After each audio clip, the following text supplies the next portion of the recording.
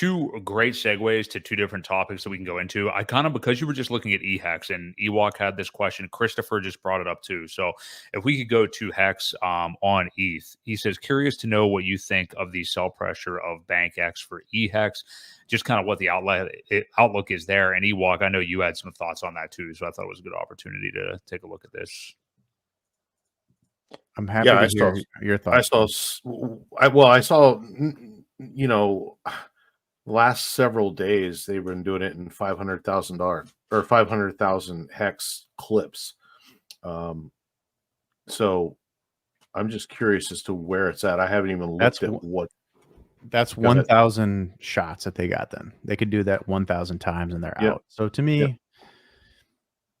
you know, Bankx will probably be out of their eHEX before eHEX hits a penny, which is good. I'd rather them out definitely now than. Well, they just caused a lot of trauma for the community, and maybe that's unjustified in some ways, but it's real. And sure, because there's no good optics, there's no way out for the Bankx guys, even if they were totally altruistic and always possible. The optics are so bad now they can't hold on to that bag, and like even when insofar as like an OT, like they can't even OTC that bag because there's no way to verify if that's still Bankx holding that bag or not. So it's like the only way for them out is through selling, either through V3 or through market sells. Yeah.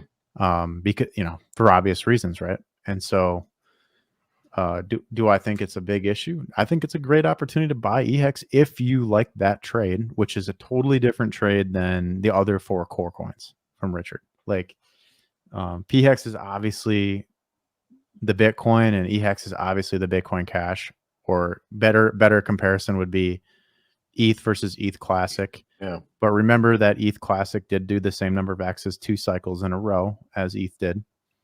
So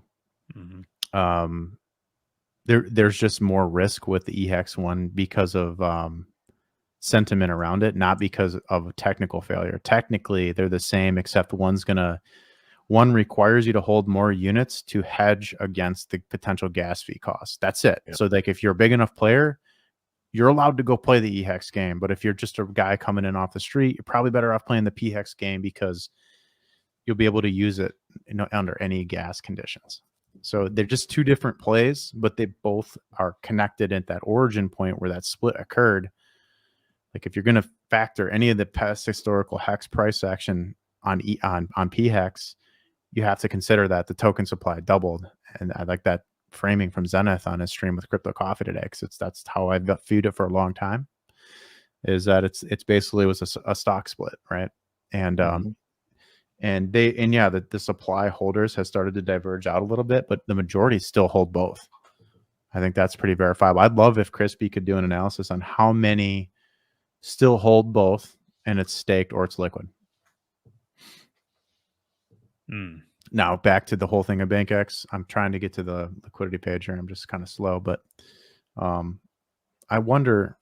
I don't even think it'll view it because the positions are too far up the price chart. But I'll see if I can show them up here.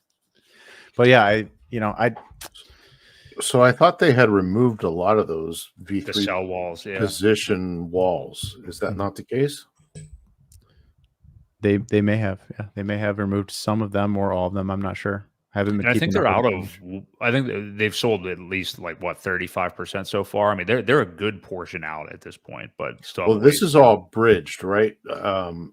This is all bridged over liquidity. I think so. I don't think they have a whole lot left on Ethereum chain. I don't think so either. Let me see if I can get the address.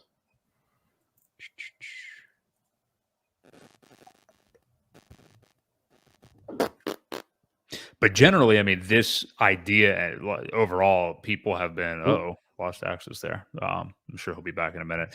But generally, I mean, this is something that people have been overblowing, I think, for a while. There he is. Just the entire Bankx thing. Like, there's just been a lot of fear based on it that I think is, I don't want to say unfounded. I mean, I understand people being like, you know, oh, there's these big bags they're going to sell or whatever. But I mean, well, mentally, I mean, you're dealing with a lot of people that don't want to be exit liquidity. I mean, I think that's the mentality of it.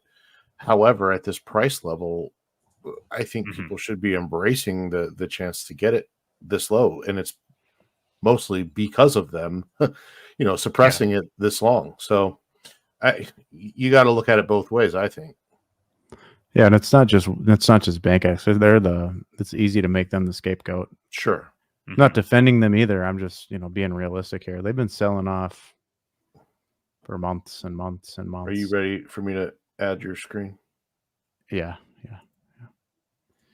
This is the main wallet here. Let's see. They still have all of these positions in. So these are all V3 positions. Each one is a $70,000 position.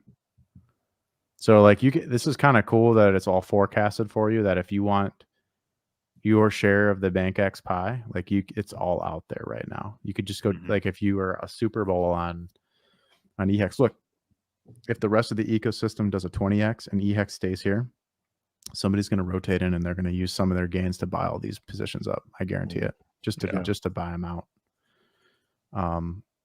So yeah, what is this? A combined, so all of their positions is worth 1.1 million at this price.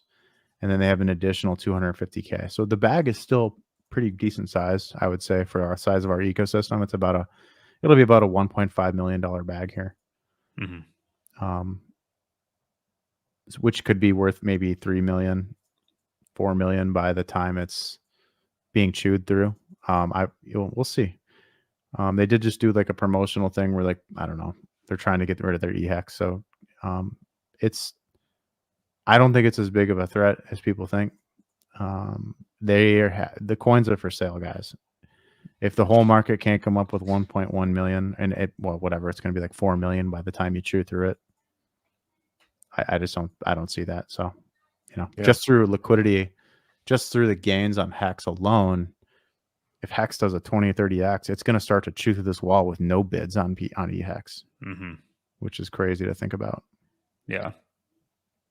Yeah, and you've talked about the thin liquidity before. I mean, once we do punch through that, I mean, it'll be insane, the numbers that it could print. I'm going to pull up some price charts on it here. Let's see. I don't spend too much time on it, but I do really enjoy my eHEX. I think it's a pretty cool opportunity.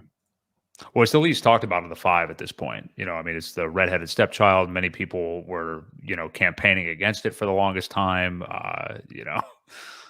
Still are. That was entertaining. Yeah, they still are. I guess I just don't pay much attention anymore. Look, it did 121% against HEX.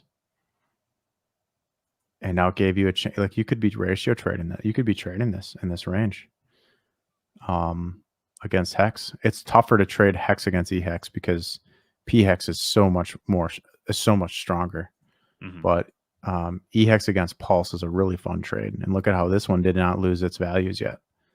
It actually broke out and held, or at least it's trying to hold. So from the low to the high, it did you could have 4.2x to your Pulse bags. From that wick low. So, crazy. But realistically, you could still be up 2.6x on your Pulse if you would have just rode that. See, I think this is going to be a trading instrument for a lot of us. Or you're going to rolling stakes, or you're going to trade it. It's just another opportunity out on the blockchain. I don't know what makes this a worse trade than a meme coin, other than it's got a lot of history and there's bag holders. I mean, that could be one reason why you'd be against it. But eventually the bag holders run out of supply at these prices. That's the thing. It's too cheap. It's way too cheap.